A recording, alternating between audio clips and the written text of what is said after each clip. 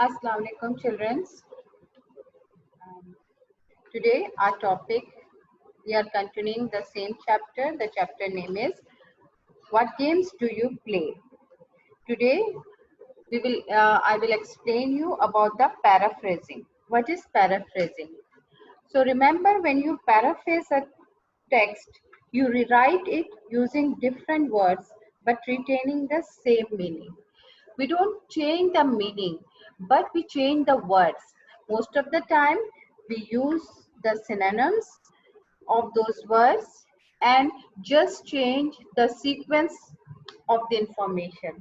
We don't exactly include all the information, but the information which is important one and which need further explanation. Now, example is that I am reading a paragraph, and after that I will tell you how to rephrase it. So the first paragraph of page 148 is, what is your main choice of entertainment? Is it basketball, table tennis, football, or chess? It may well be video games. If it is, you may need to think about just how much time you spend playing them. Are you overly preoccupied with games? Are you fixed to the screen whenever you have a spare minute, or do you have other hobbies? These are important considerations.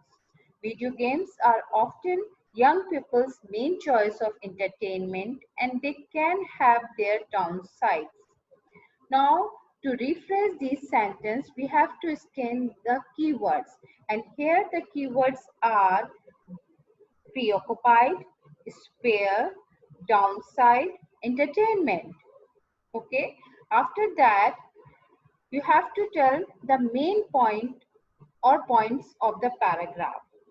Here the main point of the paragraph is, video games are often young people's main choice of entertainment, and they can have their downside. So now we are rephrasing it by using the same main point as our topic sentence. So how we can rephrase it? Just listen carefully. Video games are often young people's main choice for fun, and they can have their darker side. Now here we have changed the two words, that is entertainment and downside, with another word, that is fun and darker side. Nowadays, what most of the young people do? Do they play basketball, table tennis, or chess? No. Most of the time, they are obsessed with video games. Here, we have just changed the structure of the sentence, and we have replaced the word preoccupied with obsessed. They spend all their extra time glued to the screen and have no other hobbies. Here you see the sentence meaning is the same as in the book, but just the change of the structure and meanings of the sum of the words, just like spare. Here we didn't use the word spare, we use extra time or leftover time. We can say the leftover time. They spend all their leftover time glued to the screen. Here we have used another word, glued, rather than the word which has been used in the text, and have no other hobbies. Okay, this is the same sentence and we have paraphrased it. So this is how you paraphrase a paragraph. And again, I am repeating myself. There is a difference between paraphrasing and summarize. When we say summarize a topic, that means you just take the main points of the topic and illustrate it. But when we say paraphrase it, we do not include our own thinking. We just copy down all the paragraph, all the main points by changing the words. But be remember and be conscious that changing word doesn't mean to change the meanings of the sentence. and that's what we call paraphrasing. Now, what you have to do, you have to, in homework, you have to paraphrase and another paragraph, that is paragraph number 2. For this purpose, I will give you the words which are in this paragraph, and I will say synonyms of these words, and so you can replace it in your paragraph. Moving on from there, we have already done some of the work of this chapter, and now we are coming to the vocabulary section. Here in vocabulary section today, antonyms is the topic. Antonyms means opposite. So an antonym is the opposite meaning of a verb. Just like long, the antonym is short. Solitary, that means someone who loves to be alone. And social, the someone who rather spend his time in gathering. Expose, guard. Success, failure. Now, in exercise A, we have to write down the antonyms for the words below. They all come from the passage, what games do you play? The first one is important, and definitely its antonym is unimportant. Active, inactive. These words we are changing it into antonyms by adding a prefix. You see, discourage, encourage. Reason, unreason. Involved, uninvolved. Attention, inattention. Evidence, disproof. Concentration, attention, inattention.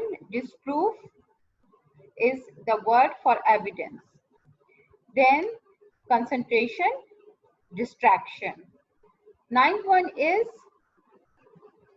moderation, and the antonyms for the moderation is extreme. The 10th one is violent, and the antonym of this word is gentle. Angry, calm, necessary, and spare. Now the second one is, now think of antonyms of these words without looking in thesaurus. So there is fixed, which means the antonym is moving. Fixed is something which is stagnant or which is constant, and we can say the antonym is moving. The second one is simple, which can be difficult or complicated. The third one is often, and we can say rarely or seldom. The fourth one is broadest, and the antonym is narrowest. Here you see the words are different. We are not just adding the prefix to make an antonym. Okay, just like major, minor, physical, mental, ugly, beautiful, mellow, hard, intelligent, foolish, courage, fair. So now moving from here, we are starting the section C of this same exercise, that is antonyms. Change each word in the list into a word of the opposite meaning by adding a prefix. Now here we have to add a prefix to make an antonym of these words. First one is action. The answer is inaction. Civilized, uncivilized. Employment, unemployment. Freeze, unfreeze. Mobility, immobility. Here we are adding I am. Okay, so there is double M. I-M-M-O-B-I-L-I-T-Y. Now, noble. The sixth one is noble, and the antonym is ignoble. I-G-N-O-B-L-E. Ignoble. Pleasure, displeasure. Regular, irregular, responsibility, irresponsibility, service, disservice. Here we are using double S. Now complete the sentence with the antonyms of the words in bracket. Fill in each blank with the correct word from the box. The network service in this area is very unreliable.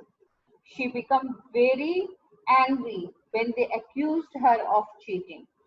Video games can Video games can diminish a person's social life or social skills.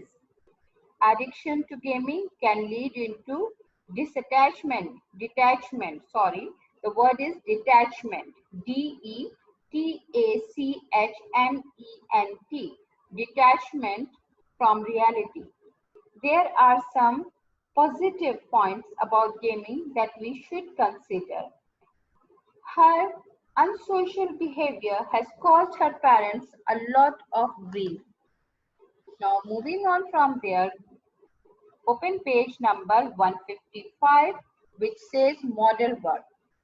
And you know, we have already done model verb. I have given you a session of model verb. So here only we need to complete the exercise.